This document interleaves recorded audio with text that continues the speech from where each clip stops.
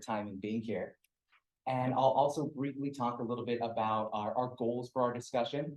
And I'll start off by talking about one of the most common misconceptions surrounding digital therapeutics. I'll then present the opening question to our panelists and then be more than happy to answer any questions that the audience has as well. So let's go ahead and get started. Again, my name is Dr. Michael Arevalo. I attained my Doctorate of Psychology PsyD degree from Merritt University, located in Scranton, Pennsylvania.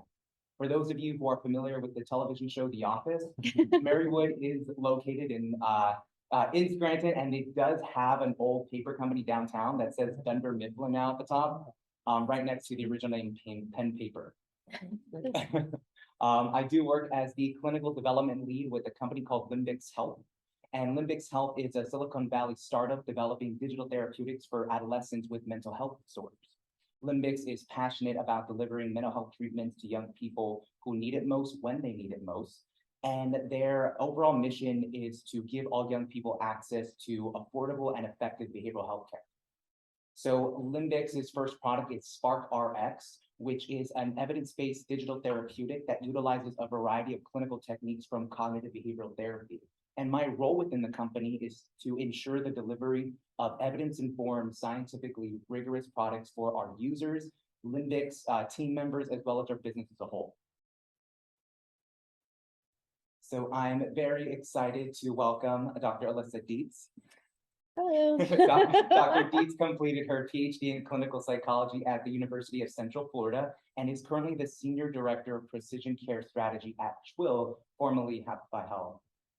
Yes, thank you so much. So I once upon a time was a professor. I lived in academia like many of you, I imagine, do now.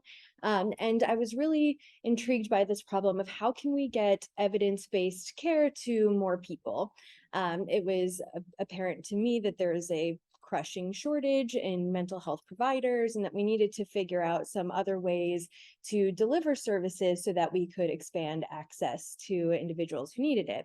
So I thought I was living the dream and got recruited out of academia by a friend from grad school. I first went to work for Therapeutics. And so they are a company that has what's called prescription digital therapeutics in this space. And so the first two were substance use oriented, and they also have an additional one in insomnia.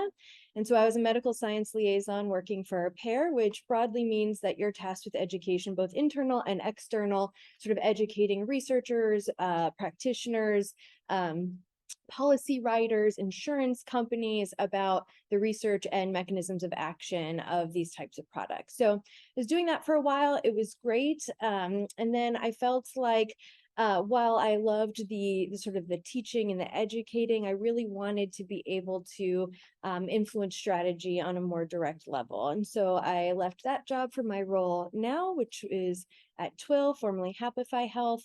And Happify used to be a company that had sort of one wellness solution that was focused on improving worry and stress and increasing resilience. And since then, we've now moved into this model where we have a stepped care strategy, which includes digital therapeutics, as well as communities, as well as human care from coaching, teletherapists, and teleprescribers as well.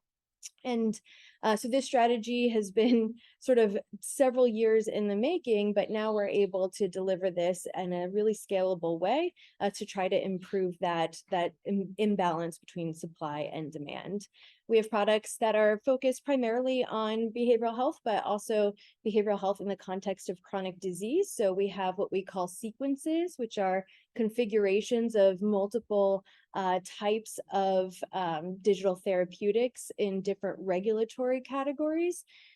In other chronic diseases such as psoriasis, multiple sclerosis, and maternal health as well.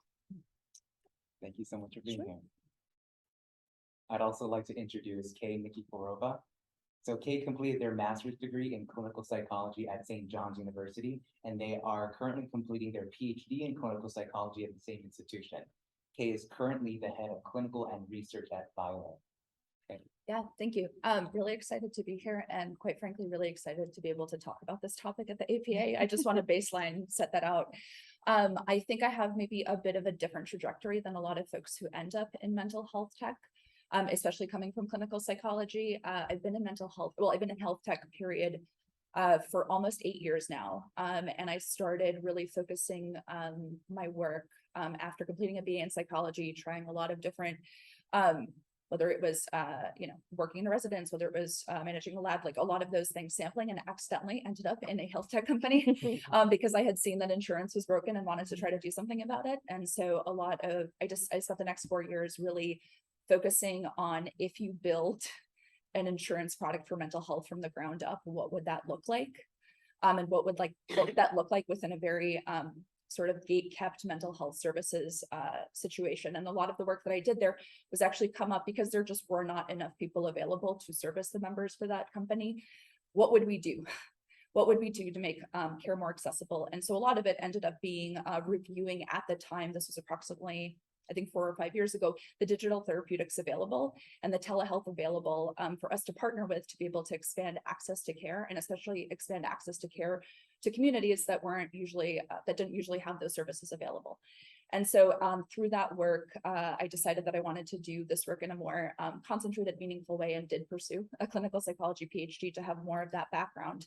But throughout the years, I have spent a lot of time interfacing with a lot of people really wanting to enter this space, especially startup founders who really wanted to do some good in the digital therapeutic space, and oftentimes did not 100% know the problems that they were trying to solve, because there were a lot of infrastructural problems. And so I've advised startups, and now I'm helping to build Violet, which is a data infrastructure product, which is all to say a fancy word for being able to be a connective tissue for our healthcare system.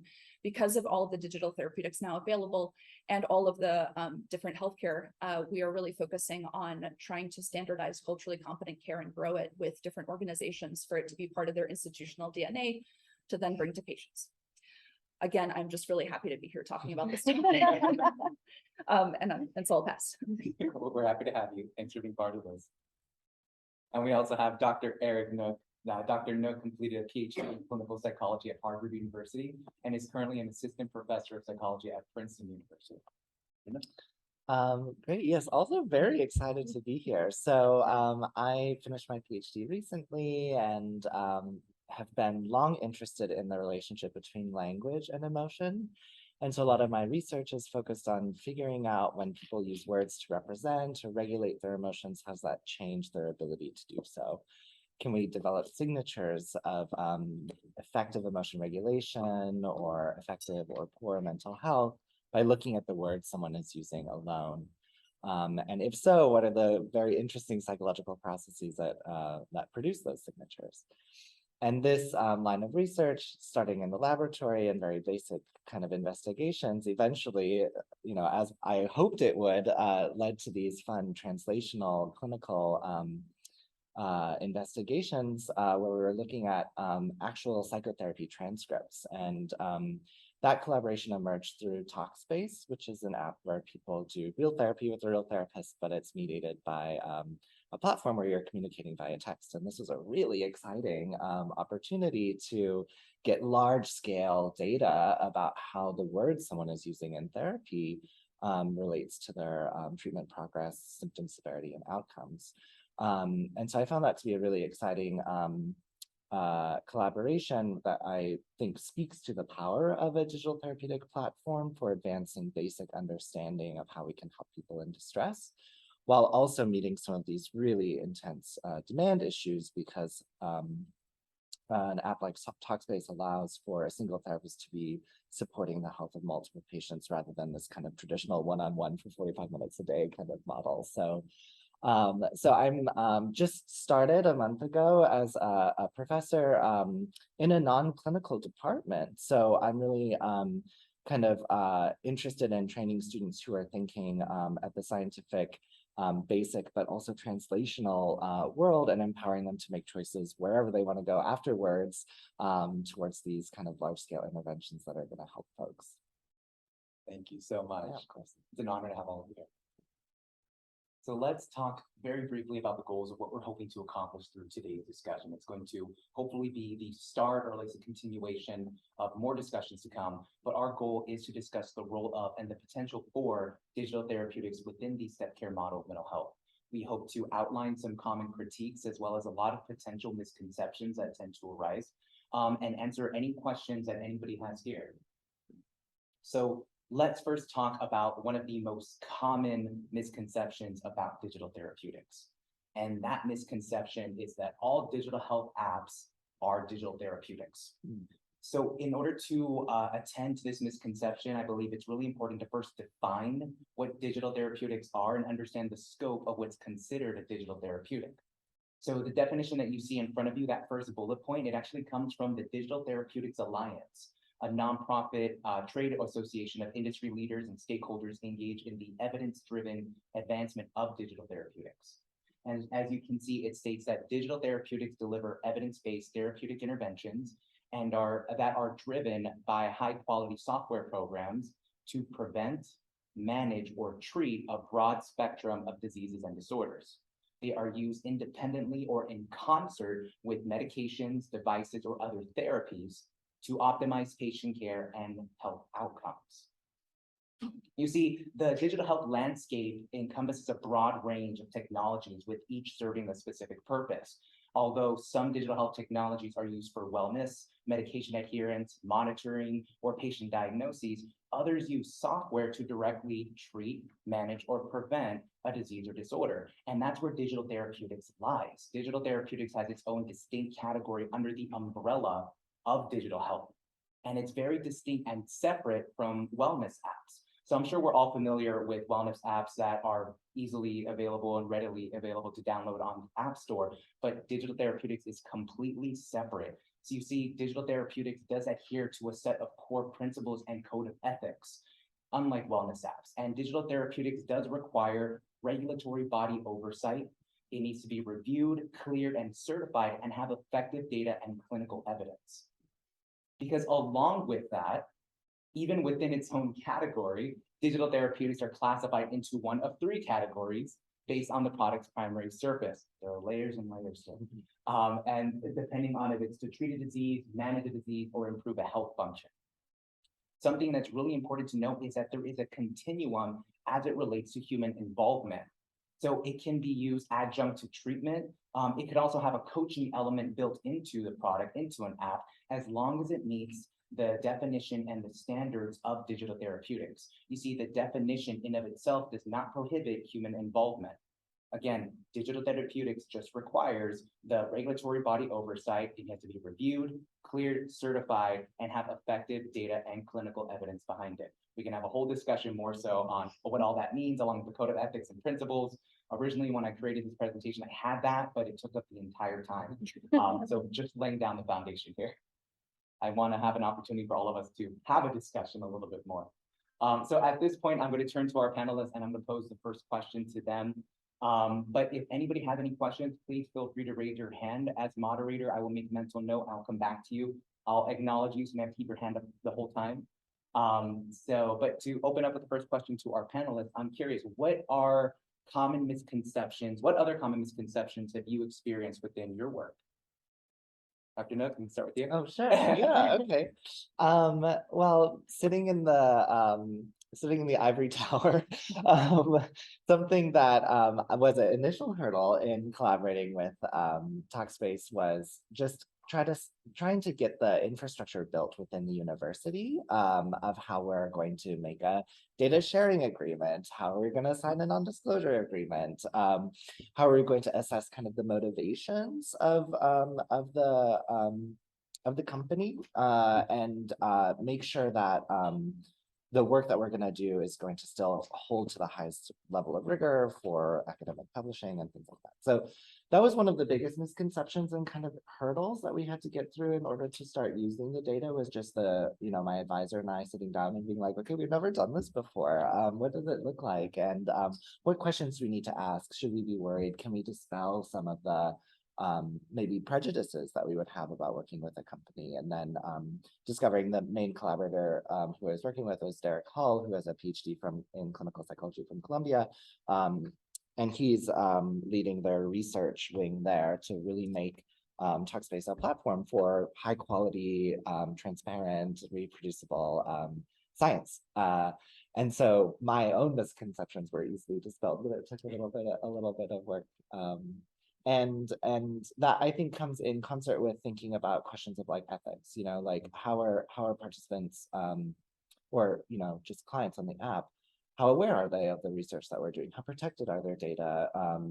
And very, very pleased again with the steps that are taken, at least in my experience so far, but those are some other kind of challenges that we have to work through. Thank you. Yeah, so it sounds like that in understanding the science a little bit more and what's behind it, ethics behind it. I'm curious, Dr. Deeds, Kay, has that been something that you've encountered as well in kind of what's the science behind it and how do you defend that and how do you explain that to people? It is a good question, especially coming from academia where you have these very clear standards of how you consent somebody and what that process looks like. You know, it looks different in this world. And so we work with IRBs, you know, everything is approved as it would be in other areas. But it is something that we have to be thoughtful about and how we make people aware of what we're doing with their data, how we're protecting it, how it's going to be used, when it's going to be destroyed. But there's always the challenge of this is in like user conditions that people agree to, and so making sure that people understand those things, I think I agree, is a real challenge. How to use that in even like the development of products, right? Right. Yes. Okay. Absolutely. Yeah, and I think as part of that, I actually kind of want to come at it from the perspective of some of the controversies that have been arising, because I kind of want to put that in the room. Like there are article after article after article of like, this company did this wrong thing. They did. For me, a lot of the question really is taking a step back and being like, who is in the room when those decisions are made? And quite frankly, I think oftentimes those decisions are made when clinicians are not in the room, when experts in research are not in the room, when the business case overrides the clinical case. And as part of that, I think companies oftentimes don't make space for that. But part of the reason why I'm so enthusiastic about talking about it in this space is that those companies need people in that room saying, this is what you do when you do it right. And I think so many companies are, especially who have very senior clinical leadership. I mean, we got some here, and talking through that. So I think a lot of the misconception is it is unethical. I mean, we have a capitalistic healthcare system, like let's start with that, right? But within that, if those voices are in the room, I found that the after effects and the quality of the data and the quality of the research and the just work and the product is so much better. And so that's my way of looping this back into here. No, I think that's great because you bring up, and again, if any questions, please raise your hand. I'll definitely get to you. But yeah, I think you're bringing up an important point about like, the recent controversy. Let's bring that to the room. We're not going to skip by it. There have been a lot of recent controversies going on within health tech and healthcare in general. And I feel like I want to ask kind of you all, how do you believe this is affecting healthcare, health tech, VCs as they approach kind of digital health, digital therapeutics? Do you want to define VCs? Venture capitalists. Yes, venture capitalists. Yes. Also, I don't know what you like. I know nothing about it. You're talking about the thing in the room, but it's still not in the room. Okay. Okay. Sure. I can bring it into the room more. Yeah, yes. So there has been a slew of investment specifically within mental health technology over the last, I would say, 4 to 5 years. A lot of that has really been focused on really upscaling mental health. And then also, unfortunately, using therapists and clinicians more as resources than as collaborators. And so there is that element. But what's happened recently is there are several companies who have taken to some predatory practices, both to their clinicians and to their patients. And it's kind of blowing up within the media at this current moment, whether it is substances that are controlled, whether it is medication, whether it's just, poor data practices and data leaks. That's something that's coming right now. I think in my opinion, in part because clinicians aren't there, clinician leaders really aren't there to safeguard a lot of those patients and providers. Is that more in the room? I'll give articles afterwards. It'll be a handout. We want to take care not to be too forward with some things. But yeah, and so, I'm sorry. No, yeah, I mean, to answer your question, I feel just protected by doing due diligence before collaborating and really thinking hard about like, okay, tell us more about your de-identification standards and tell us more about your protection standards and really thinking through that and getting a feel for the group has really been helpful. When at conferences people ask like, how aware are people of what's going on? It's like everyone consents to third-party research, being able to write that in the paper and all that jazz. So I think it's just about if you're a scientist looking to collaborate with a digital therapeutic company, just thinking about those things ahead of time really um, helps out. And happy to be a resource if you have questions. Because it is there, and again, in explaining my background, like I'm coming from a very clinical background, and that was a question I had in coming into the world of digital therapeutics. Was everything I do in terms of my clinical practice has been evidence-based care and evidence-based treatments. But what is the evidence? What is the science? What is everything going behind the development in digital therapeutics? And it is there.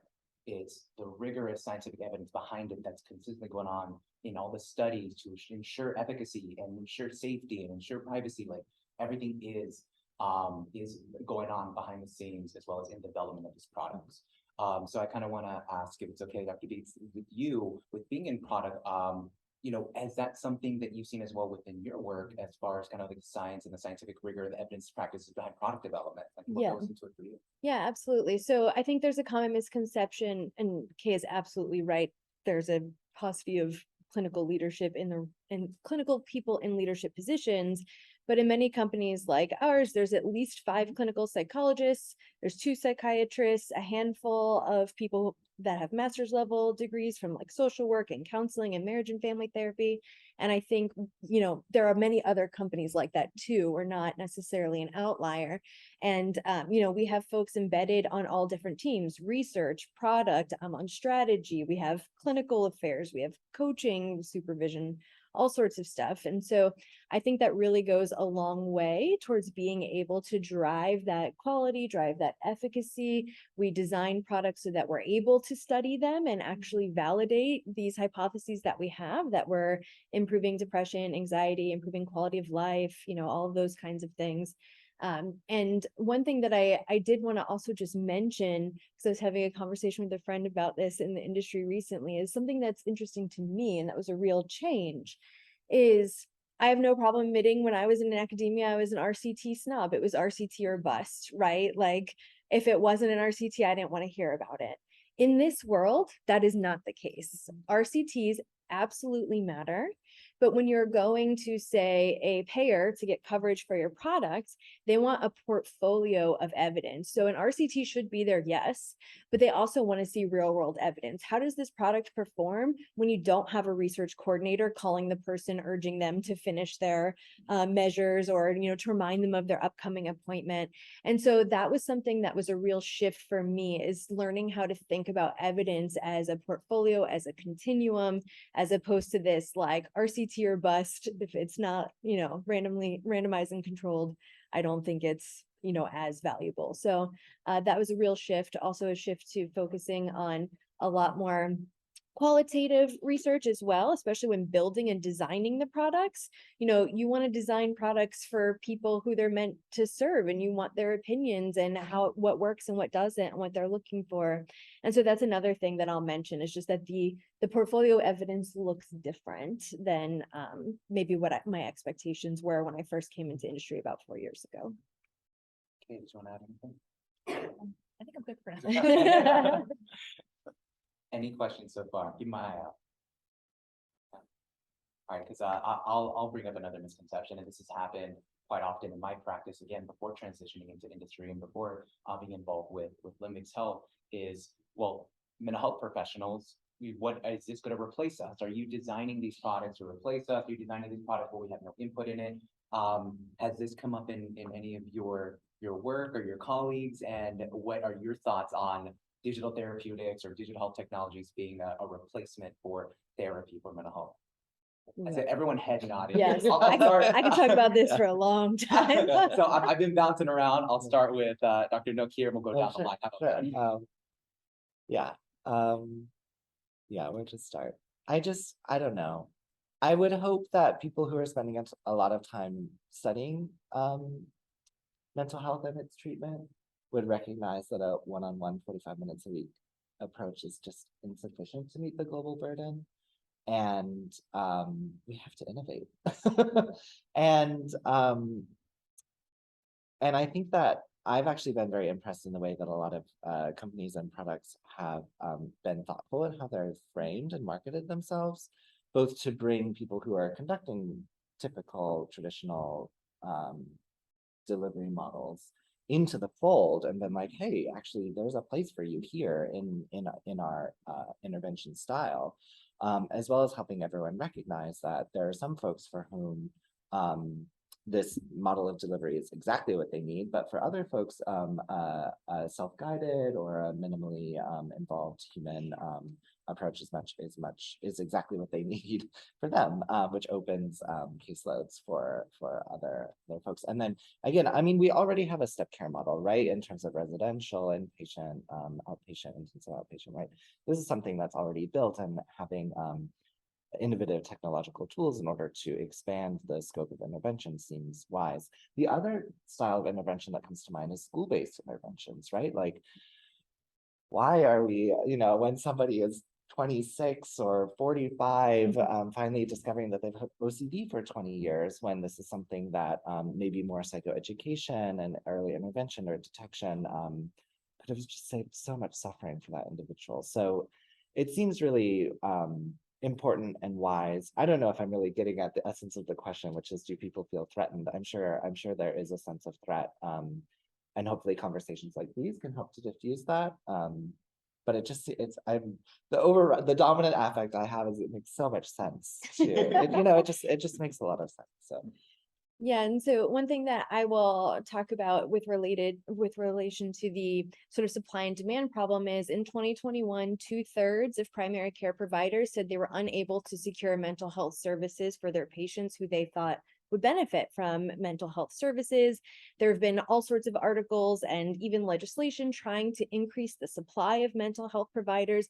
That alone is not going to be enough. Not only have estimates said that we're at something like 6,600 providers short of even coming close to meeting demand, but the rates that are rising, they're getting higher by all accounts. Depression, anxiety, substance use are all skyrocketing. So I don't think we can train enough people to get out of this problem.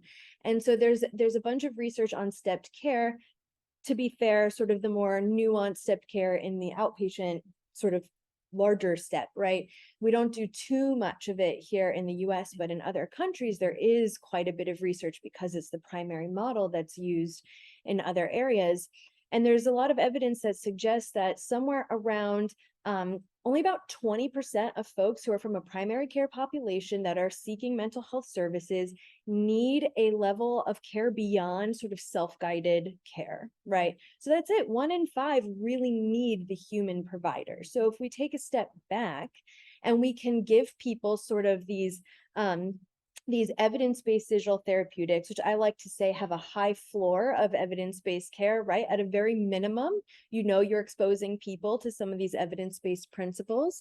And so for the folks who need more than that, then we are able to optimize our resources so that the human resources are allocated to the people who are the most in need, that have the most acute needs, that are unable to engage in self-directed care for whatever reason it might be.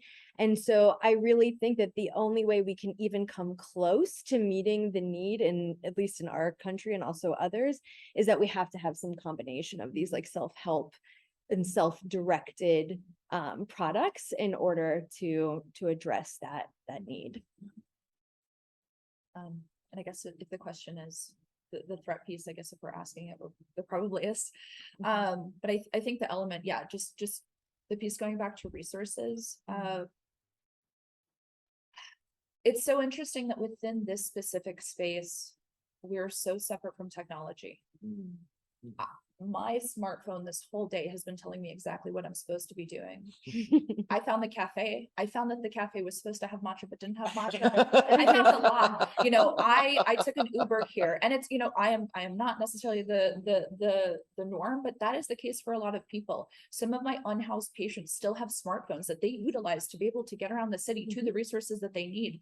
And so we are already married to this technology. I'm recording this off of my laptop using Zoom, which became very popular during COVID because we became even more integrated in technology. And so that threat piece is a little bit, I don't even know if it's the right question because we are already in it. We are already in it. We are in the technology, or the technology is around us. And yes, I escape to a cabin very often, but the point is that we're already in it. It is the age of the TikTok therapist. Like people are already getting the resources online. People are already taking personality quizzes online. Like this is already happening. And so how do we empower clinicians? How do we empower ourselves to really use this in a way that feels authentic, but also evidence-based, and also does actually help, because people are going to go online to resources and different things that may not be as effective. And so how do we create that integration? So that's my piece. Absolutely agree. And Kay, I wanted to pick up a thread of something you said about empowering clinicians too. One of the products that I worked on for substance use used to track or still tracks things like cravings, triggers, and you would get all this information that the clinician could have access to. And I remember saying, like, I would have killed to have access to this when I was doing substance use treatment. Instead people are, doing the best they can, paper and pencil, trying to fill it out, in the waiting room before they come in. Whereas this was real-time data and evidence that I could see. Oh, you spent a few times revisiting a specific module on, this specific case. Like what was interesting about that? Was it confusing? Was it helpful? It provides so many tools available to the clinician in a way that is, like you said, we're all married to our phones and computers anyway. And so I think that's an additional piece too, that like, yes, it's better for patients when that's the only, in many ways they get improved access that removes many barriers. There's no travel difficulties. There's no caregiver responsibilities that need to be juggled. There's all these improvements on the patient side, but I think a lot of times the provider side is also left out of the equation, that there are improvements for them as well. One thing as part of that is it's the replacement piece. I think it's more of an extension of really bridging some of those gaps. Like we can never replace in-person care. I don't know, maybe 500 years from now, but right now we can't replace in-person care. And so it's less of this isn't going to work. It's just like making sure that we allocate those resources to folks that are most in need, while being able to service other people who have to go to other routes to get that information. Yeah, and I can speak for Spark RX. That it is to be used in conjunction with a licensed professional. And there is a provider panel where you get insights about how your patients are doing, and you're going to use that information for treatment and help them progress. It's integrated in it. And so with this being, this discussion's on digital therapeutics and the step care model, it can be in different points. Dr. Agamemnon. So I saw a few hands. Oh, while yes. we're yes, there was I want to also say one other thing about this access and component, which is an issue of equity, right? We know that access to in-person care is not equally distributed across the nation, and we know that severe mental health problems, including death by suicide, is not equally distributed across the nation. This is another way in which innovation based on technology can really help to shore up that gap, which is so important. There was a question in the back. Yeah. When I work in addressing mental health disparities, it is so increasingly frustrating what little impact our research seems to have when it's just focused in the academic setting, and a lot of you are talking about. So my question is, what advice would you give to someone, clinical psychology trainee, to make that jump to the field that you guys are in and have a broader impact? Like, what advice would you give? So I'm gonna start off with Kay. That was a surprise. Kay and I had a discussion about how they really enjoy talking and helping people understand a little bit more about how to get involved. So, and then we'll come down the line this way. Yeah, absolutely. I just recently guest lectured a course specifically on psychologists in technology and industry, and the professor had so many questions afterwards because they hadn't actually learned any of that. We were just talking, we don't get trained in this. So I want to acknowledge, like, I think that piece, I think one of the things that makes me very passionate is seeing a tangible outcome to my work that isn't just necessarily creating more knowledge or creating more context. And so one of the reasons why I feel very passionate about this work is I have been in rooms where I'm having the conversation about wanting to build this thing we're simultaneously interviewing people that we're pulling from a database of low-income folks in New York, and we're having those conversations. And then the next week, we're already talking to product and engineering to start getting that together. It's not direct care, so I will say that, but it's those different types of things. And the work that I do right now is like solely focused on using data for addressing health equity, really cultural competence benchmarking across every single profession, across different communities, to then be able to grow that, to then be able to build that into the infrastructure of our healthcare system. I don't know, big goal, but we'll see. But I will acknowledge that, and there are a lot of spaces that are currently doing that. And so that interest in technology and that interest in translation, I think, is growing, especially as folks are starting to realize that there's more space. There are a lot of resources available.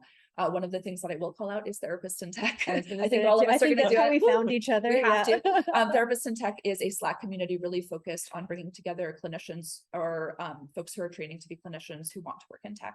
And so if you have any questions, definitely follow up afterwards. Yes, yeah, so that'd be a great resource. And advice to anyone trying to look to. Well, Therapists in Tech definitely stole my thunder. But there are, no, it's You okay. can do it again. All good. Yes, Therapists in Tech, it's great. And there are many of us, there's like a group that they call like Tech Experience, those of us who are in tech, who are interested in mentoring people who are moving to tech. ABCT has a health tech SIG. I've seen Digital Mental Health Hub. There's something called Well, which is for women in healthcare professions who are in industry or looking to move to industry. I'm trying to think if there's any others that I know off the top of my head, but those are all places that put on terrific programming, access to mentorship, all those sorts of things. And, I get asked a lot, like, how did you end up where you are? That sounds like a cool job. I think I might like to do that. And this is really not helpful. I want to acknowledge that. Like, it was a lot of luck, a lot of networking, and something just sort of serendipitously happening in my universe. And that's what brought me to this world. But that said, I think most of us up here and others in those communities would love to connect with you and help you figure out how you can make that happen. I want to also shout out another resource, Going Digital Oh, Behavioral yes, Health. Is Is a wonderful newsletter run by some wonderful folks who really are kind of at the cutting edge of this work. My thoughts here are a few points. One, everything that they said. Emphasis on serendipity, I think. There's some cool papers. Anyways, I can go on a tangent, but I won't. Instead, I'll say the other thing is don't give up hope on your research.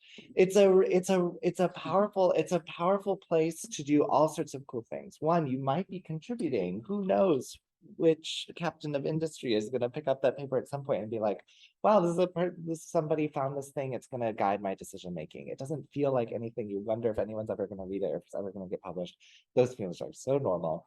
But maintain the value. So there's value in the output, but there's also value in the skill. So coming into these places and having the education on how to articulate a research question and design an experiment and conduct an analysis and build a data set and share your code and then articulate those ideas and share them through writing. These are really general skills that are going to help people beyond. Something that helps me, I'm kind of like signed on to the ivory tower lifestyle, but I still maintain a clinical practice because research moves way too slowly for me to feel reinforced. And I need that feeling of, wow, someone's BDI fell this week. I feel so much better, so find ways to fuel yourself while you're engaged with the long, slow slog. Yes, question. Also a student of the faculty program in Texas, and interestingly, I went to an undergrad institute in the Bay Area where it's like the number one talk for top engineers and all of the science people. And the thing that I noticed is that a lot of interest in the Bay Area center around mental health tech, but there is a very significant gap between clinical psychology and clinical applied psychology and software engineers and designers. So like everyone has this kind of passion, but they're not mutually for each other.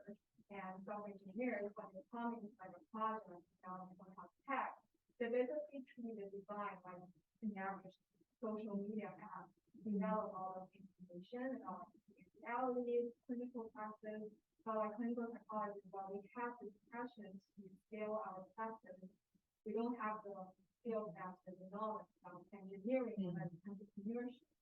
So I wonder, do you have any advice for, future psychologists or early career psychologists to have more collaboration and conversations with engineers, designers, entrepreneurs, and also how to navigate from the industry, especially like the process of developing the product with our knowledge.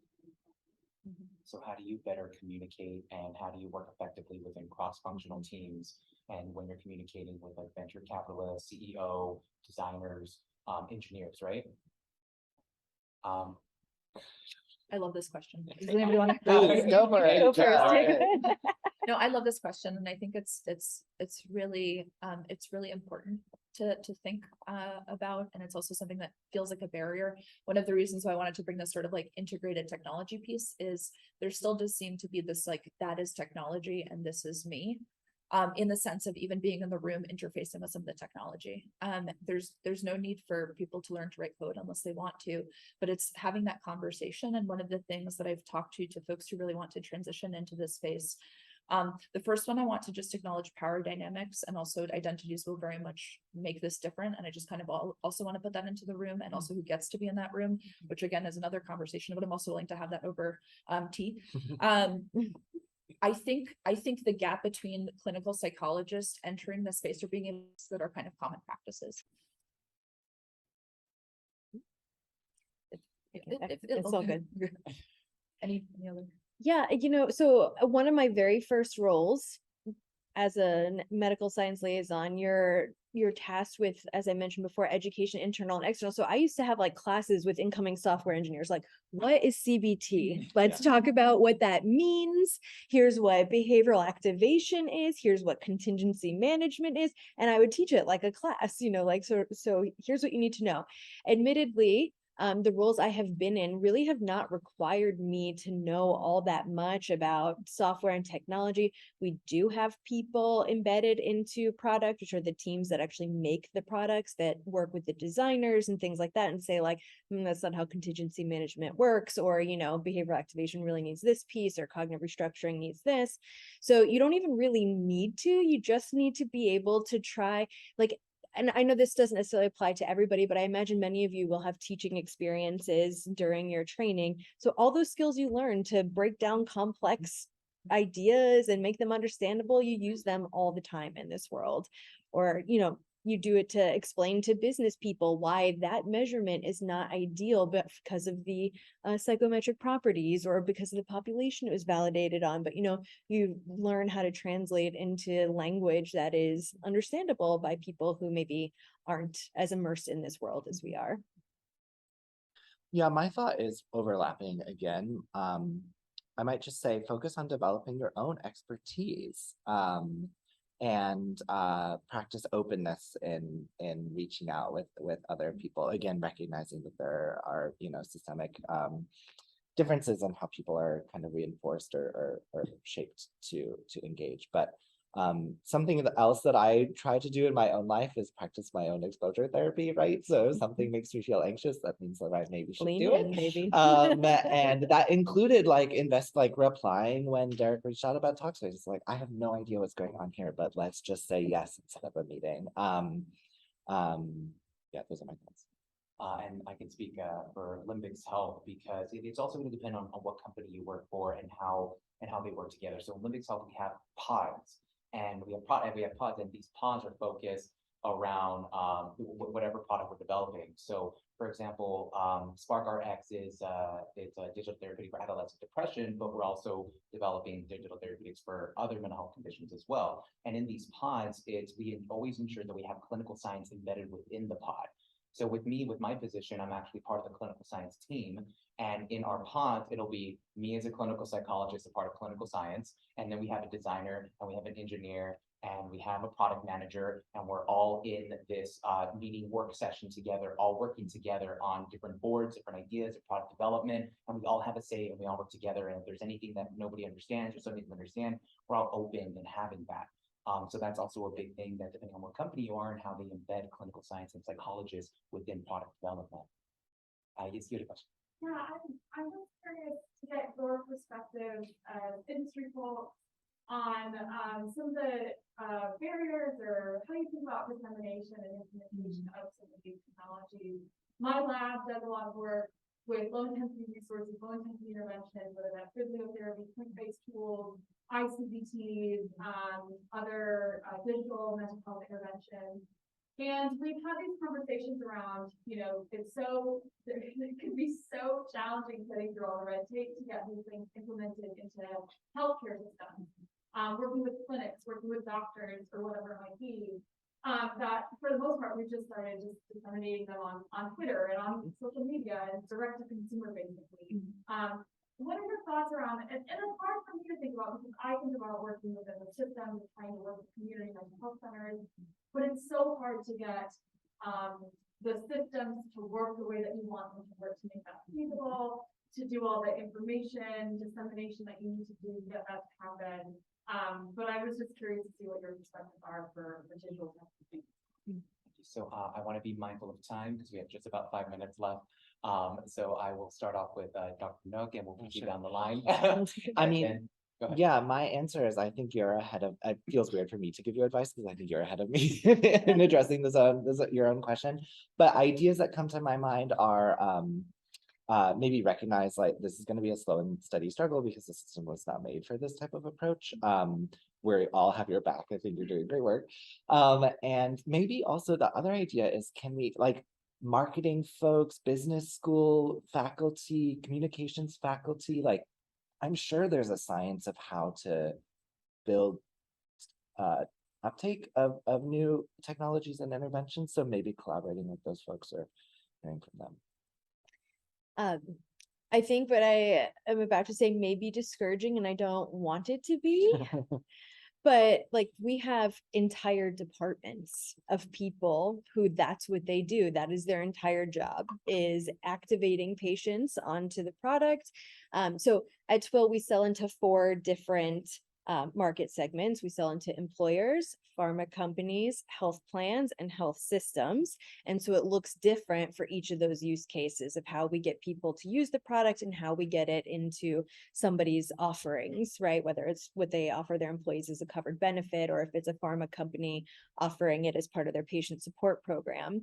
And so you are absolutely right. It is very difficult navigating these systems. There are many barriers. I think one of the first hurdles is establishing credibility in both your scientific rigor as well as like your safety practices, ethical practices, privacy practices, all those things. So when we've worked with health systems, like that's the first thing that happens. You sign a mutual NDA and then you have to sort of share all that information to make sure it meets their security standards. Now, when I was a researcher back in the day, we developed this alcohol risk reduction program that we sold to colleges and universities. The level of expectation wasn't quite as high as, say, working in a health system where they have very specific requirements for systems. So I realize that is probably not particularly encouraging, and I'm regretful for that. But I just want to acknowledge that it's not an easy thing to do, and there isn't some just like magic answer. It is an arduous process. But yeah, if we can help in any way, I'd be happy to connect. One of the things that comes to mind is our current healthcare system infrastructure is actually really dramatically lagging behind us being able to integrate these things meaningfully. The CPT code wasn't built, or the CPT codes weren't built for this piece. I think Medicaid right now, I just want to shout out, they do keep looking at this and are starting to work towards some reimbursement. And so I think until we're able to more meaningfully integrate, it would be a bit tough. And I kind of actually want to go back to something that you said of, it's so interesting to have like the evidence be there, but yet need other evidence for this almost sale aspect. And so expanding that definition, because a lot of it is like, it could be effective for patients, but it becomes very burdensome for the provider or the clinicians in the healthcare system. That is not going to pass. And right now, unfortunately, a lot of folks are being inundated with these solutions. And so a lot of my thought goes, I'm not quite sure exactly what the case is, but really thinking about how it kind of saves time, how it a little bit less of this sort of like, this is the patient outcome, and more so like, your clinician won't have to click through 20 pages to get through because they already have an EHR. That's kind of a nightmare. So Yep. I thought True we can, facts. continue this conversation for another hour. but Yes. Fortunately, for the sake of time, we're gonna end our discussion. Kay, any websites you want to reference people or anywhere you want to? I'll give a shout out for my work. You could look at joinviolet.com. You also could not look at that if you don't want. But I would encourage connection if anybody really is interested in this, especially for students or early career professionals. I just feel so passionate about getting folks into the door, into the space for us to be able to make these decisions because we've been trained to do a lot of these things. So also look me up on LinkedIn if you're interested. Oh, goodness. I just want to, I don't have any good websites other than twill.health. But I do want to just reemphasize the point that like, we're not here to replace psychologists. Stepped care, in my opinion, is pretty much the only way that we'll be able to address the supply demand imbalance. And, you know, working with clinicians, working with scientists is absolutely required in order for there to be success. So I'm looking forward to the future and the growth that happens in this area. It's already been mind blowing. I've been in industry for 4 years. I mean, even just then to now. So I'm very curious to see what the future holds. Thank you. Yeah. We just launched our lab website, the Logic of Emotion Lab.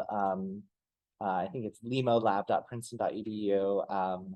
If you want to check out some of the research that we're doing, and like what we're all saying, I think there's just so much work to be done, and it's a process of addition. So go out. I'm excited to see what they're doing. If you're interested in learning more about Limbics, we actually do have a booth. It is booth 818 downstairs, so feel free to drop by.